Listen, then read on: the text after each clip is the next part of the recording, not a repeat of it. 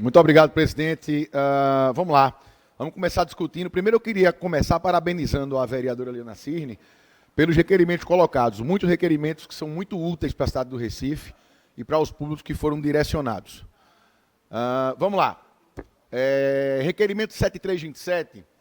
A vereadora Liana Cirne dirige um apelo ao presidente da República, à governadora de Pernambuco, ao ministro dos Transportes, ao ministro da Casa Civil, resumindo, para não ter a concessão do metrô do Recife à iniciativa privada. Sendo bem breve com esse requerimento, qual cidadão do Recife, qual cidadão de Jaboatão, já que vai até lá o metrô, tem hoje um metrô funcionando de maneira adequada? Qual semana se passou em que o metrô não quebrou pelo menos uma vez durante a semana? Eu lhes afirmo, nenhuma. Só que a situação do metrô e das estações do metrô, porque não é só o metrô que chove e entra água dentro do metrô, não.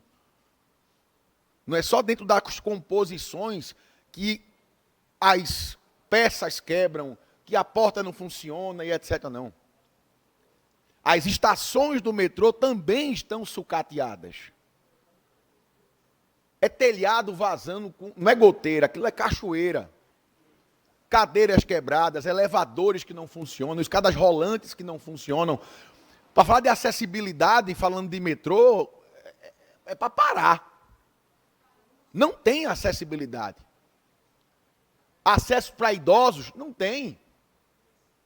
Segurança? Não tem. Então o metrô, ele não funciona no Recife, isso é um fato.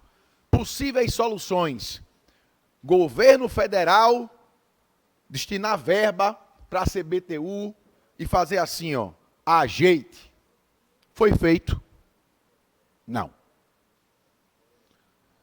Vamos relembrar, estamos em 2025.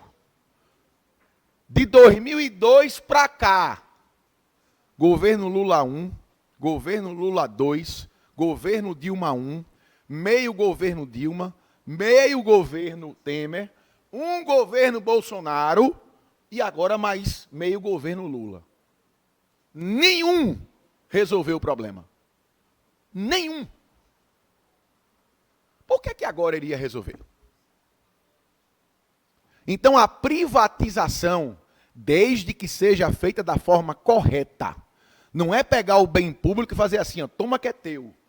Não, tu vai administrar, tu vai ter os lucros, tu vai ter 49%, 51% da federação, vamos aqui desse jeito, e parte daqui também tu vai me dar de lucro.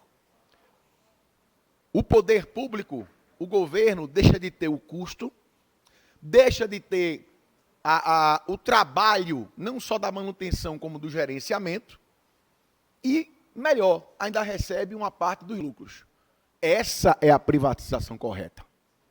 Por que não fazer? Antes, eu era totalmente contra, porque eu achava que os funcionários que foram concursados, são funcionários federais, iriam perder este direito. Só que não é assim que acontece. Eles não perdem esse direito. Eles não deixam de ser funcionários públicos federais. Então, tendo este direito garantido, qual é o mal da privatização?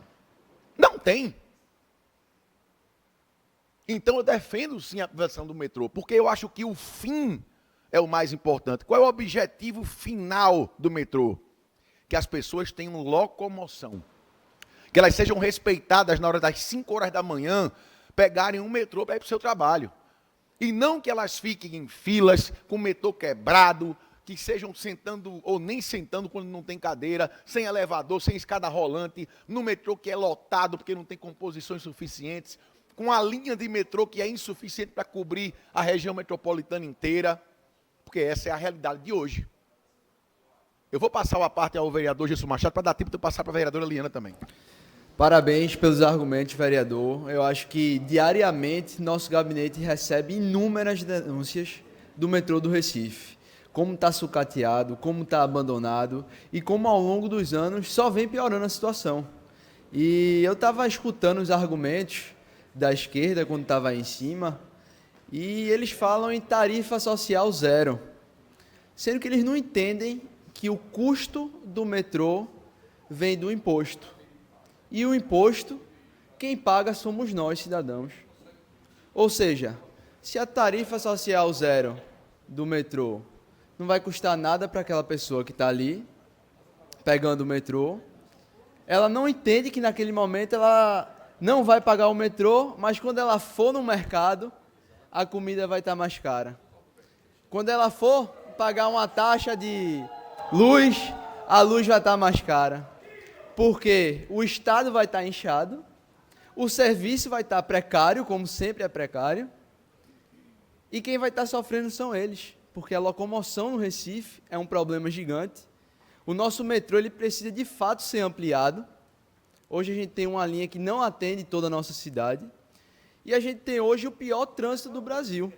Então, fica aqui meu questionamento, e realmente a gente tem que lutar, sim, para uma privatização consciente e que, de fato, solucione o problema do metrô do Recife. Agradeço a sua parte, vereador Gilson Machado Filho, e passo rapidamente a vereadora Liana Cine para que dê tempo de fazer a parte. Obrigada, vereador Eduardo Moura, pela parte. Vereador, todos concordamos em relação aos problemas do metrô. E quem mais denuncia esses problemas é justamente o sindicato. O Sindimetro, composto por trabalhadores e trabalhadoras que estão lá todos os dias sofrendo com essa precarização do metrô. Porque quem mais sofre com a precarização nem é o usuário também sofre muito. E nós estamos de acordo com isso. Mas o trabalhador que está lá todos os dias, tendo que lidar, inclusive, os motoristas, eu não estou usando... os operadores de trem sofrem agressões físicas dos usuários, de tanta indignação dos usuários. E como eles não têm com quem reclamar, eles descontam a sua indignação em cima dos operadores e dos servidores. Então, nós estamos concordando com o estado de abandono. Mas o que nós estamos dizendo aqui é que não tem cabimento o governo federal anunciar um investimento de 3 bilhões de reais, que nós concordamos inteiramente com esse investimento, para fazer um investimento público para depois privatizar, como aconteceu em Belo Horizonte, que a privatização do metrô foi arrematado o metrô no leilão por 25 milhões, que é o preço de um trem.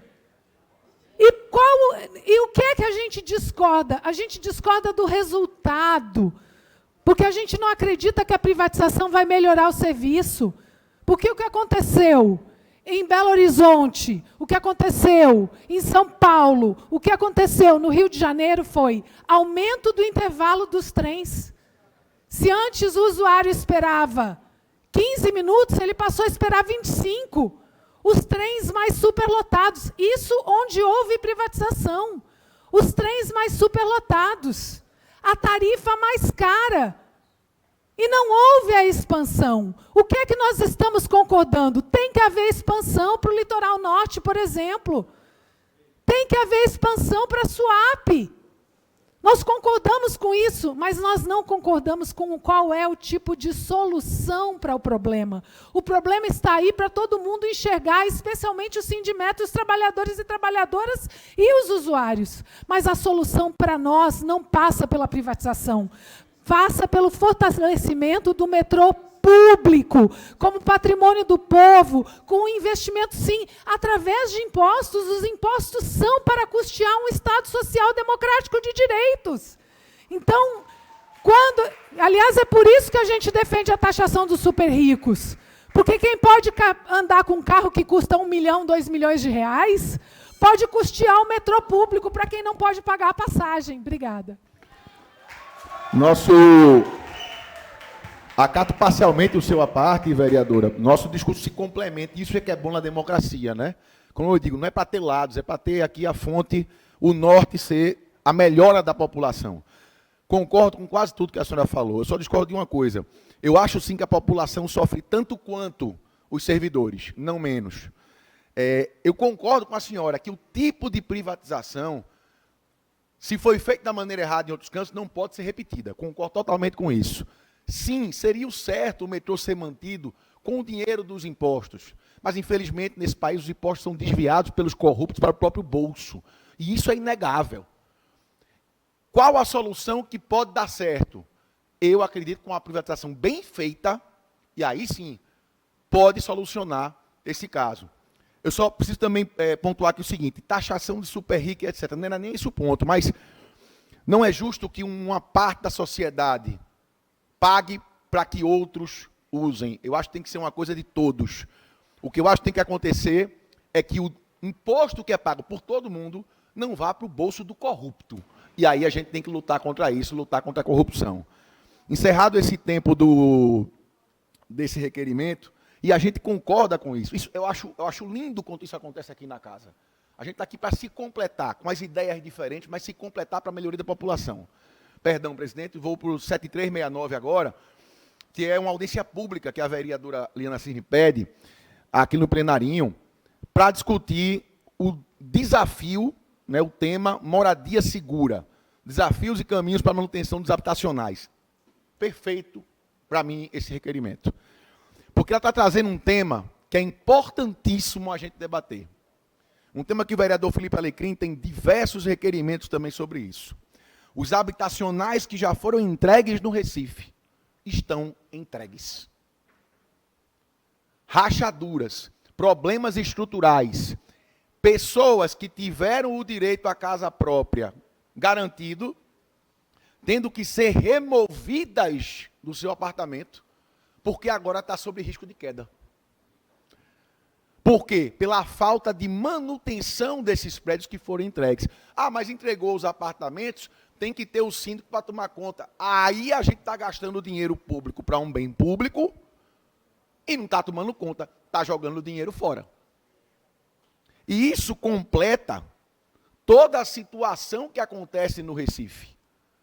Se você for em todos os habitacionais do Recife, inclusive o mais novo entregue lá no Pina, que eu nem sei se tem o nome de Eduardo Campos também, que tudo tem o nome de Eduardo Campos aqui, né? É impressionante. É Encanta Moça, né, presidente? Olha, eu quase acertei. Ali já está com rachadura, ali já está com vazamento. Então, é muito importante, eu queria só reforçar isso aqui, vereadora Liana, que é muito importante essa audiência pública, é muito importante tratar desse tema, porque além da entrega, tem a manutenção. Porque senão as pessoas ficam sem casa depois. Te concedo a parte. Vereador Eduardo Moura, acho que pela primeira vez concordamos. É fundamental a gente discutir gestão condominial de habitacionais entregues. Enquanto o título de propriedade não está com o morador, porque depois que o título de propriedade está com ele, então a prefeitura deixa de ser responsável pelo condomínio.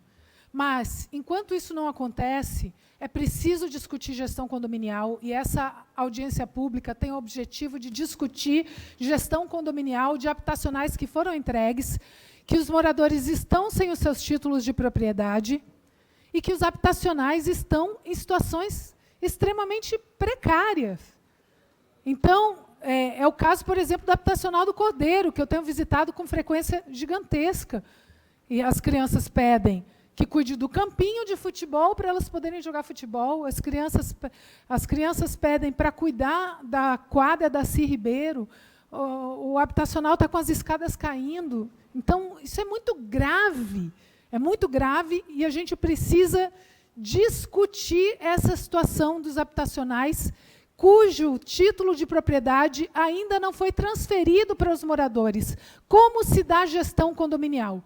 Eu acho que a gente tem que discutir uma política pública que não seja um reparo eventual. Vamos reparar a escada do habitacional do Cordeiro. Tem que reparar a escada do habitacional do Cordeiro, mas não se resume a discutir reparos pontuais. Se trata de discutir uma gestão condominial como política pública da cidade do Recife, prevista em lei, Por isso nós queremos fazer essa audiência pública, para pensar em uma solução no formato de lei da cidade do Recife, que dê uma solução permanente para esse tipo de problema e para que a gente não tenha que voltar a ouvir relatos dos moradores dos habitacionais que estão em situação precária. Obrigada.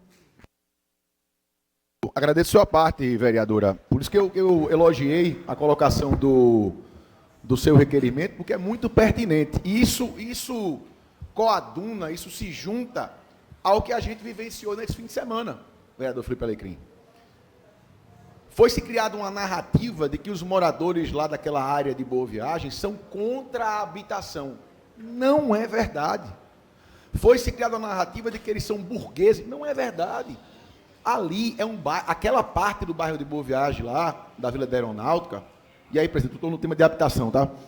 É uma área de aposentados, senhoras e senhores de 80 anos de idade. O que eles não querem é o desmatamento daquela área. Eles defendem a construção do habitacional. Eles sempre defenderam a construção do habitacional. Só que não precisava do crime ambiental. Não precisava do desmatamento, da matança de animais. A gente bate sempre aqui que a habitação é um dos problemas maiores do Recife. Duas coisas precisam ser feitas. Manutenção dos habitacionais que já existem, como foi muito bem trazido pela vereadora, e não entregar esses habitacionais à máfia lá daqueles movimentos. Porque todo mundo sabe que é o que acontece. Não se entrega às pessoas que realmente precisam. Se entrega a máfia lá dos movimentos, e daqui a pouco, assim que entrega um habitacional, está vendido, está alugando. E todo mundo sabe que isso é verdade. Então, é preciso combater essas duas coisas. O abandono dos habitacionais que já existem e a fiscalização para que essa casa própria chegue para quem deve chegar. Agora, terreno não falta no Recife. Terreno, inclusive, como vocês falam de gente muito rica, tal, que não está pagando IPTU para desapropriar e fazer habitacional, tem aos montes que se use isso. Mas não precisa desmatar uma área verde e causar o crime que causaram. Deixa eu passar a parte ao vereador Luiz Eustáquio, senão não dá tempo. Vereador Eduardo Moura, o tema trazido pela vereadora que o senhor está discutindo, ele realmente é muito importante, ele nos preocupa há muito tempo, porque, na realidade, você entrega um habitacional e você entrega para pessoas que são muito carentes. Pessoas que viviam ou em palafitas, ou viviam numa situação muito insegura de moradia. Pessoas que não têm condição de fazer a manutenção de um prédio. Você sabe que se você mora num prédio normalmente, passado o tempo, vai taxa extra para isso, taxa extra para aquilo, para poder manter o prédio. As pessoas ganham salário mínimo, na maioria. Na realidade, eu entendo que uma discussão, eu acho que tinha que ter um fundo público para poder fazer a manutenção de 10 em 10 anos, um período de tempo. Tinha que ter, ao meu ver, precisava ter isso, porque as pessoas não têm condição e não terão condição, porque elas ganham salário mínimo, gente. E aí terminam caindo, entrando numa situação de sucateamento, com o passar dos anos. Quando não tem erro estrutural, que aí a prefeitura tem que ir para cima das empresas que construíram para poder corrigir, mas o passar do tempo, você vê, não vai ter condição. Então, essa é uma situação muito séria. Quando você verticaliza, você tem outras questões coletivas que precisam ser vistas. Então, eu entendo que não é só o período, vereadora Liana, não só o período durante que não entregou o documento. Eu acho que tem que pensar uma coisa que vai durar, porque as pessoas não têm condição de manter essas, fazer reformas necessárias para que continue firme o seu local de moradia. É isso. Agradeço a sua parte, vereador Luiz Eustáquio. Isso só constata uma coisa que é muito clara no Brasil. Elas não têm a condição de manter porque não têm o emprego e o trabalho que deveriam ter. Porque, às vezes, ou muitas vezes, vivem do auxílio. Só que eu não estou falando isso como um elogio, não. Isso é uma crítica. Este país está acostumando os brasileiros a viver de auxílio, a não trabalhar para receber Bolsa Família, Bolsa Escola, Bolsa não sei o quê. Hoje, por exemplo, ganha mais quem tem 4 meninos e é uma mãe solo, com auxílios, do que um cara que acorda às 5, às 3 da manhã para trabalhar e receber um salário mínimo.